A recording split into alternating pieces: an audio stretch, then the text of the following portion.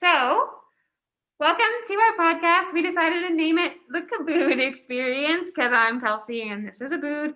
And we're just going to be talking about adaptation studies and different multimedia. And we have our guest today, Jonathan Hill, who is going to reintroduce himself and kind of tell us about his interests. And then we'll kind of just jump into the world of Black nerdiness. Yeah. Glad to have you with us, Jonathan. Thank you. Thank you. I'm excited to get into this conversation with y'all. I'm an Arkansas native, by the way. Graduated from the U of A 2019. I'm an enthusiast of all things nerd, whether that's Marvel, DC, anime, comic books, you name it. Love it. You can call me a blurred. On our side, we're what our geeks like to say, it's a black nerd. So excited to see where this conversation goes. So I love it.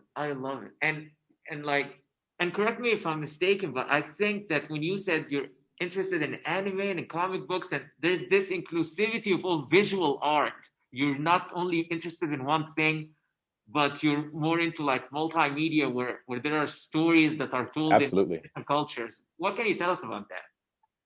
Man, so it's really cool to be able to see how stories are conveyed, and it's conveyed maybe differently because of the culture that they're created in, but at the same time those can transcend cultural barriers.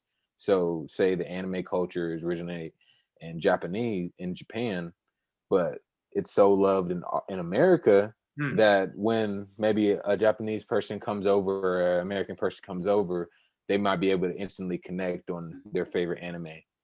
And I just think it's a beautiful thing that something so simple as comic books can join people from across the world. It's just, I don't know, it's kind of crazy, but Absolutely. So I already know, but let's tell our listeners and let's tell Kelsey as well. Who are your favorite comic book heroes or superheroes in general, and why? Man, I break it down two ways, right? Okay. I have my favorite superhero and I have my favorite supervillain. You can't have one without the other. So Of course. Got my favorite superhero is Superman. Now there are several different variations of the character, but for me, the one that I connect with the most, his name is Miles Morales. He's half black, half Puerto Rican, and I fell in love with the character as soon as I saw him on the cover of a comic book. It was like seeing somebody that looked like me in a Spider-Man costume, and I already love Spider-Man, so it was a grand slam. My super villain favorite is Doctor Doom. Now, some people may not be as familiar with the character. Others may recognize his name from, Fantastic Four, things like that. Yes. But he is such an incredibly diverse character, and he's so intellectual. He always brings some crazy, you know, background to whatever story that he's coming into, and it's just so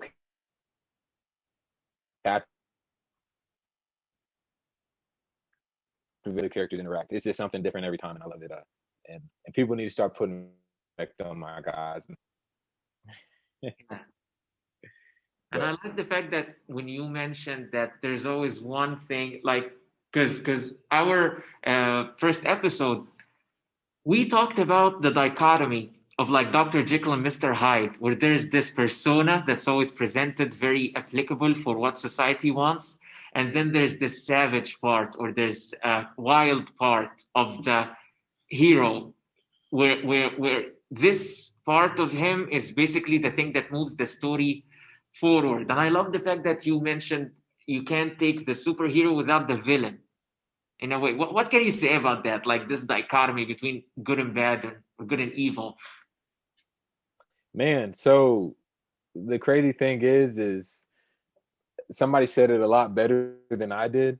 It might have been whoever was portrayed as James Gordon, Detective Gordon in the Christopher Nolan Batman series, but he said, you either die the hero or live long enough to see yourself become the villain. And I just think that's something very deep to think about, because in relation to even us, common folk without superpowers or whatever in real life, sometimes it's the same way, right? Like, if not 100% on doing something good and investing into something positive, then sometimes that can flip itself on its head, and you can see yourself, coming at it from the opposite side and for the wrong reasons. But it's kind of the same way, like, for a hero, they have challenges every day in terms of fighting villains and stopping crime, whatever. But they also have to balance, somewhat of a normal life. Yeah. And sometimes that just takes a heavy toll on them, and they eventually kind of snap. And an example of this would be the Incredible Hulk. So Bruce Banner has sometimes been seen as an anti-hero more than just a hero. Venom has been on both sides. He's been an anti-hero and a villain. Bane in the comic books, Batman villain, kind of like Two-Face, where you can literally see the split down the middle of his two personalities. It's just something crazy. And they also do this in anime sometimes, just having alter egos in a sense. So I don't know if you guys are familiar with Naruto. It's a very common name, but he had this beast locked inside of him. And when it started to eventually become unstable and release itself, he would snap into a monster type forms. It's everywhere, or it's more places than you would think.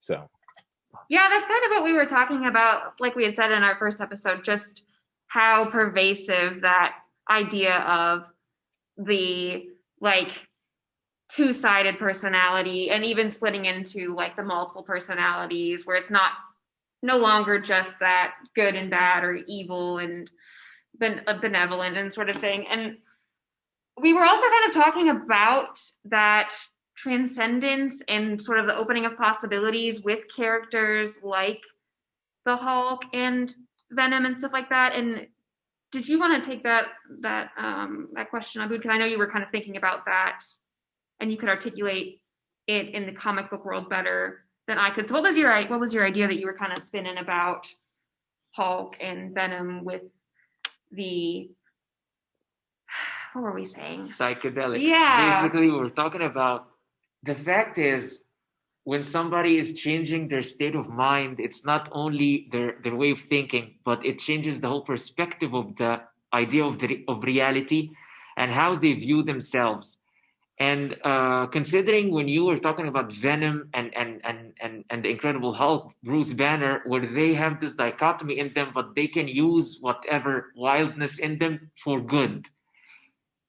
There is this psychedelic part of it, if you think about it, where it's like a dark matter in Venom's case, or whether if it's the potion that Bruce Banner has created to change him, and in order to manifest this part where it would basically be chaotic, but at the same time he would only use it for good. What do you think about that, about the idea of change and about the idea of controlling the wild side of yourself in comic book canon? I'd say it's often portrayed as very difficult. These characters usually have a very, very deep and like bloody internal battle with themselves and determining what their identity should be, and how they should achieve these things that they want in life.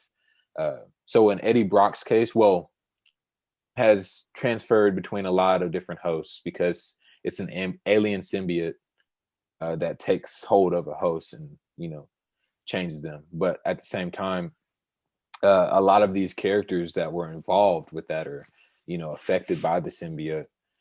They often have a jaded view of how they should use that power, and it sometimes becomes very difficult for them to want to use it for good, because if you think about it, money corrupts.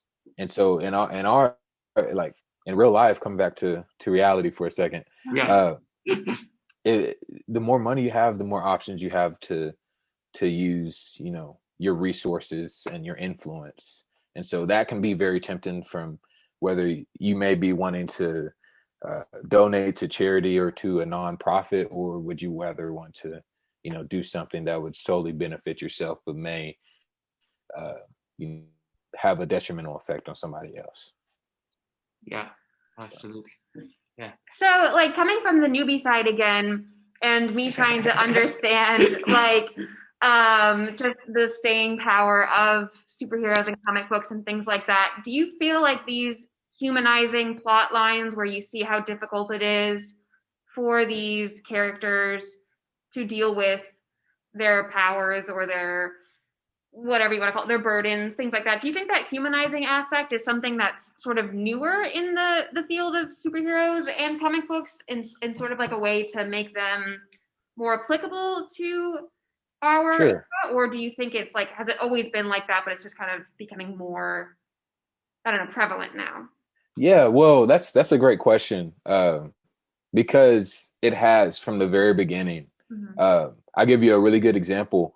So Stan Lee created Spider-Man. He wanted a character to be able to relate to people in their daily life and their struggle. And that's how he wrote this character as like a average dude who was, a nerd in school, got picked on.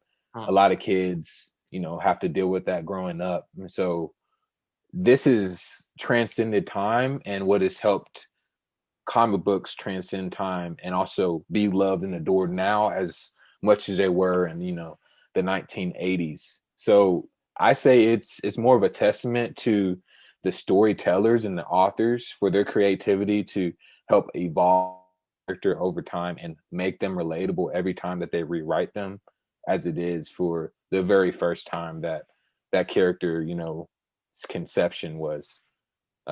But no, that's a really cool question, and I feel like that's what kind of drew me into comic books. Is like, not only is it a really cool story about superpowers and fighting all these bad guys and stuff, but the character is relatable, and it has an emotional component to it. Yeah, absolutely. And so, kind of like going off that, I know you had mentioned that your favorite character was Miles Morales, if I'm pronouncing that correctly. I told on you. Well, I mean, and so with him being this like Black Spider-Man, when did that character get introduced? Is that like a newer character that is again trying to like keep up with the times, or has that always been around and again now becoming more popular? Can you kind of talk about his story? Sure. I believe he was first introduced, and I may get some nerd hate from this. Oh, you're good. I'm going to give a little, I guess, timeline. I believe it was between 2014, somewhere between 2014 and 2016. So he's been around for a little bit, like little 10 years.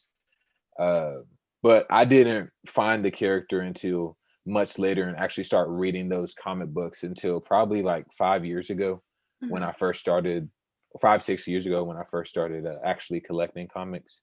But yeah, I'd say it would be a transcend along with time, and as the authors are seeing what's going on in day-to-day life and in society.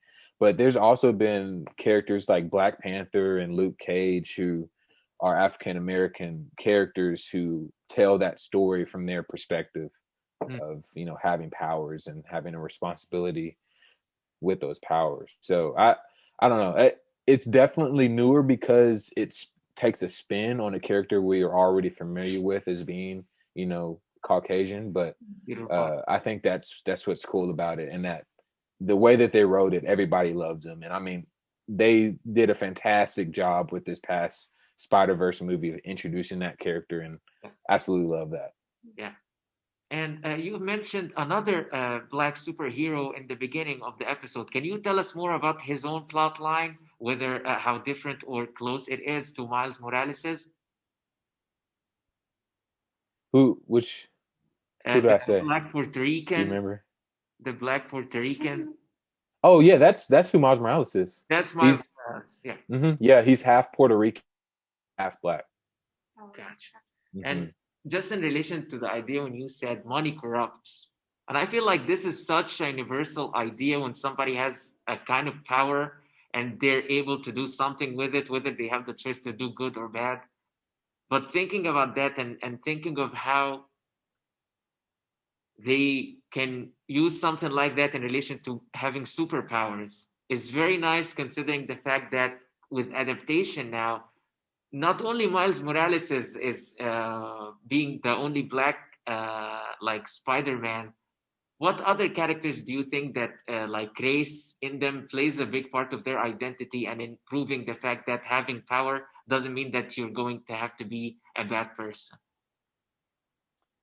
Sure, right. So I feel, or just from my experience of reading comic books and how they write in these new characters, it's the way that the superhero community welcomes them and integrates them into their team and works with them and like helps the reader see like they're they're working for a greater purpose. Like they're using their powers for a greater purpose. It's not what they look like, even though what they look like compels those around them and gives others around them hope that they can do good as well. So say if Black Panther was having a mission with the Avengers in America, and some little black kid saw this guy fighting crime and stuff, and was like, "Oh man, like that's super cool. I would love to grow up and be able to make a difference." That's how it starts right there, is be able to see somebody of power and influence that looks like you doing something good. And so I just think that's super cool. That it doesn't matter what they look like, but at well, on the big scheme of things, it may not matter what they look like, but even down to a level of somebody recognizing somebody that looks like them, or seeing somebody that looks like them doing something like that with that power, it makes a difference. So representation definitely matters now more than ever. Yeah, for sure. yeah, it does. And there's a lot of characters who have kind of been rewritten or introduced newly to take up mantles of other characters. Like Iron Man has a protege named Ironheart, who's a African American girl. Oh, Captain Marvel had a protege or a super fan named Kamala Khan, who's Pakistani, who has powers and idolizes her and wants to be like a superhero in the comic books. And she's kind of blowing up right now. They're about to introduce her into the Marvel Cinematic Universe, which is really cool. And it's just characters like that, that's kind of subtle, but it still makes an impact.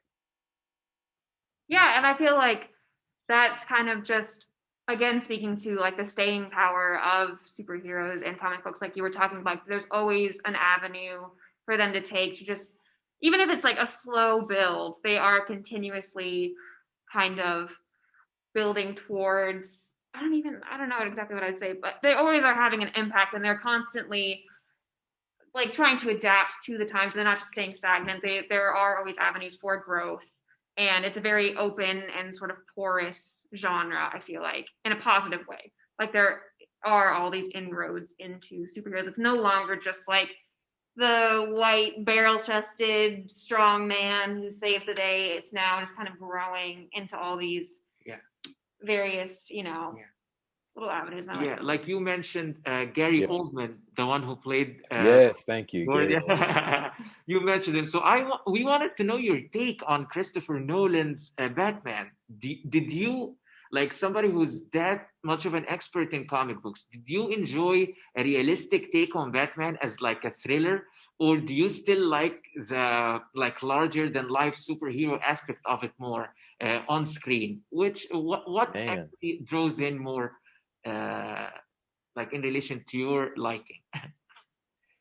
I'm gonna be real honest with you, man. Okay. I just enjoy seeing a superhero on a big screen. Right. Like I never thought the day would come where superheroes would rule cinema. Like that was never in my mind. It's always gonna be like some B-list movie of somebody portraying Spider-Man or Batman, and you just go see it because you love the character, but you never thought that everybody in the world would just love it and theaters would be sold out, on the premiere nights. And it's just incredible to see. But I absolutely loved, I'll tell you this, I absolutely loved Christopher Nolan's take on Batman.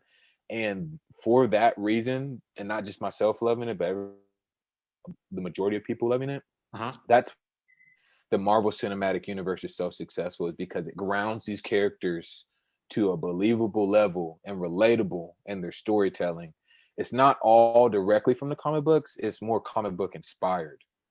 And so they take that element and it services fans like me who want to see, you know, all these different elements from comic book stories come to life. But they take those, implement them into a more realistic, grounded setting, and then they make a cinematic masterpiece out of it. And I'll tell you, that's what I believe the reason to be why Christopher Nolan was so successful and why the MCU was so successful now. Huh. Huh.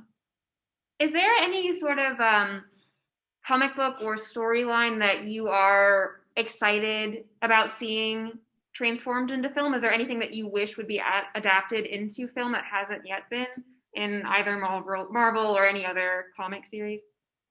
Sure. There's this series called Secret Wars that happened a long time ago in Marvel Comics that kind of pulled all these random big name superheroes like together to have to fight against all these big name villains on this planet far away, created by this, you know, god type figure, for them to battle it out to see who was, you know, the supreme hero or villain or powered being in all the universe.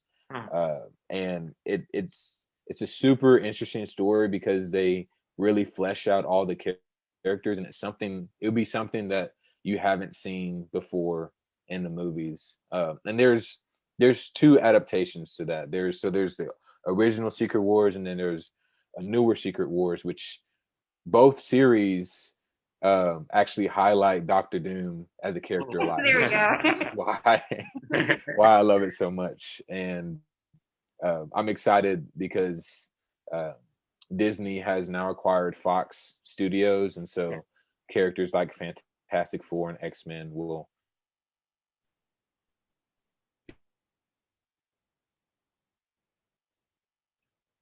be a main comic story streamline. Awesome. Yeah, I'd say that's probably my most anticipated. Okay, all right. So let me play devil's advocate here, because you talked about the fact that you enjoy all comic book movies and superhero movies. What did you think about Batman versus Superman? Man, so I'll tell you this. I was disappointed at first, but understanding the underline to the situation that the director Zack Snyder was in to have to make that movie. So Warner Bros. Did not give him a multi-movie deal, which is what he wanted, to be able to dive more into these character stories and actually help you better understand the purpose behind these big themes in each one of these movies. So instead of giving him a multimedia deal, they were like, hey, you only got like 3 movies, so make something happen. So he essentially put 3 movies into that single movie of Batman vs. Superman. It was Batman vs. Superman, Dawn of the Justice League, and the death of Superman in one movie, which that's just asking for a catastrophe at that point. Yeah. So I just felt bad that he wasn't able to, because as any director, and any artist, you want your work to be able to be appreciated, and it was just, I don't know, it was kind of sad. But I did enjoy the action. I did like the character design and what his ideals were for that movie, but it was just kind of sad to see that he wasn't able to express his art fully. Absolutely. And also, let me ask you another thing, because Doctor Doom didn't really get that attention on screen as much as other villains and other characters. And the 2004 Fantastic Four were like, what did you think of his of the portrayal of Doctor Doom in that movie? And what do you think could be done better if there is a new Fantastic Four other than the one that was done a couple of years ago? Well, that Doctor Doom wasn't bad for the time being, but at the same time, I'm in my childlike mindset at that time. I was like, Spider-Man 3 wasn't the worst film that I've seen. I love that when it came out, but now that movie's kind of crapped on now, made fun of. But Yeah, I didn't think it was bad. That movie though was kind of campy, and the villain really wasn't shown that much character depth, other than how he got his powers and what his big evil scheme was. Uh, so I feel like the MCU does a good job of fleshing out like characters' purposes and what their ideals are and what's influencing them. And so I would love for Kevin Feige, to be able to do him justice, because he deserves more uh, gravity to his influence as a villain on screen. Do you think you can tell anybody who doesn't know who Kevin Feige is? Can you give us more information? Yeah, sorry. Yeah, don't want to point any fingers, but Kevin Feige is the Marvel CEO, Marvel Studios CEO. Okay. Okay. He's the one that makes everything happen behind the scenes. He's the one pulling all the strings, the conductor at the front of the train. That is awesome. That is awesome. And let me throw in something. What's up? Do you how to put this in a way that maybe okay. So do you rather enjoy the idea of the fact that somebody, like just in relation to the theme of psychedelics, somebody who does something or takes some potion or something outside of them that leads them to have the superpower, do you think this is more intact with the idea of a superhero more, or the idea of somebody who was born or blessed with something that they don't have any hand in? Which of these do you think is more intact with the idea of a superhero as a comic book character before the movies, before the adaptation, and being that big just worldwide? What do you think? So are you asking which one makes that person more of a hero, or Yeah, more authentic of a superhero? Maybe this question is completely out of bound and no? go for it. So I'm gonna counter your question, right, with a question. Okay. So who do you think is more of a superhero, Captain America or Wolverine?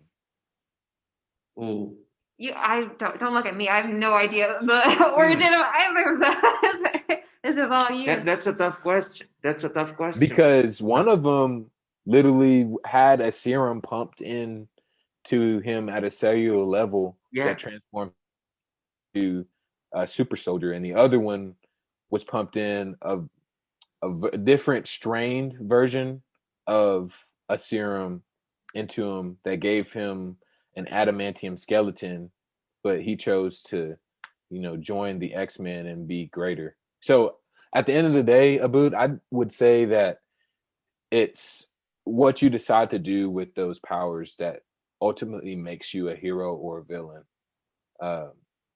And so whether, you're created a hero or whether you're born with it.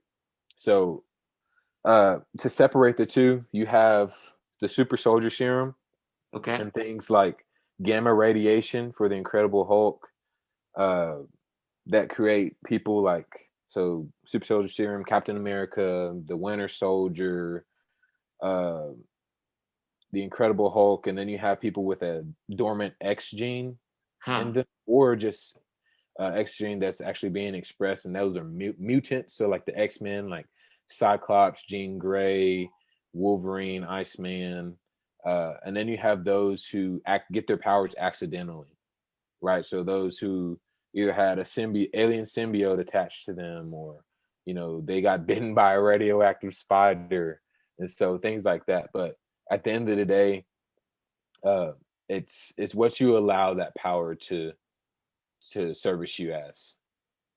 okay. Makes sense. Yeah, I think that's a great response. That makes sense. Okay. Let us throw something in after we talked about Miles Morales and like the superhero characters from different races other than like the Caucasian one that started in the 1960s, because we made some research, okay, and we want to present it and see what you think. So Kelsey has something. Oh gosh, go for it. Okay, so yes, there was research, but there's also childhood memories, and both Aboud and I remember from when we were younger seeing the cinematic masterpiece of Spawn. Oh wow. Yeah, yeah. Which I only remember John Leguizamo's ridiculous character in it, but I do remember him being a black superhero. And of course, there's also, as Abood said to me, there's also the character of Blade. And so, why do you think these haven't got as much like recognition these days? And they're kind of like swept under the rug, as one would say, and sort of like Black Panther and that universe is more upheld as like the first black superhero story. Like, why do you think that one has been so much more popular than characters like Blade, like Spawn, things like that? Sure. So there's definitely levels to it. So characters like Blade and Spawn are more horror genre superhero because Spawn fights like demons and all these spiritual type enemies, Yes. and then Blade fights vampires. And not a lot of people respond to horror. There is a genre and there is a fan base for those characters, but it's just not so much as those characters who are shown in a much more positive, kid-friendly light. And it has nothing to do with the quality of the character because they're all well written. And we actually are getting a new rendition of Blade soon, probably in the next 4 years. Oh, wow. Yeah, and I don't know if you guys know who Mahershala Ali is, but he's going to be playing the new Blade instead of Wesley Snipes. An Arkansas resident now, am I right? You said what? An Arkansas resident. I believe he lives in Fayetteville, right? He came for the filming of. Oh yeah, Detective, season 3 a couple of years ago. Yeah, he did. Yeah, I don't know if he's a resident. That'd be crazy, but but yeah, initially like you have this king royal character like Black Panther, ruler of a country, and he works with the Avengers, and then you have a character like Blade who's in the dark, mysterious, killing fires and stuff. Excuse me. Both have their as a hero, but like I said, they're portrayed in two different lights. So some may see this as light, some may see this dark. But I enjoy it all. Hey, there's going to be guys like me who would much rather, watch Blade than watch Spider-Man or watch Miles Morales. So that's just how it is. Yeah. And that's, like I said, that's not to say that these characters are lesser value, because characters like Blade and like Luke Cage have interacted with the Avengers and teamed up with people from time to time. So Blade has even teamed up with Spider-Man before. So I wouldn't say they've been completely neglected.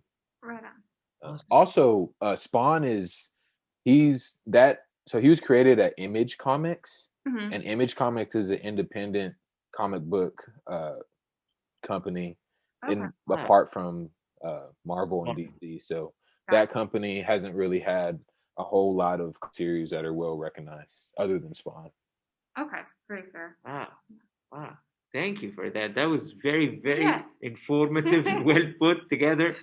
Thank you so much. I'll tell you what we all enjoyed. Absolutely. We enjoyed this conversation with you, Jonathan, because this was brilliant. Thank you so much, my man. How easy it was for you to have all of this information is just outstanding. So so grateful for having you today with us, man. And it was brilliant talking to you and getting just as much as possible from all of your expertise. Thank you. Absolutely. I loved it. It was fun. Should do more often. Yeah. Yeah, we'll definitely have to. And if anyone's more interested in hearing your take on superheroes and comics and stuff like that, what's the name of your podcast if they wanted to check it out? So my podcast name is Adroit, Adroit.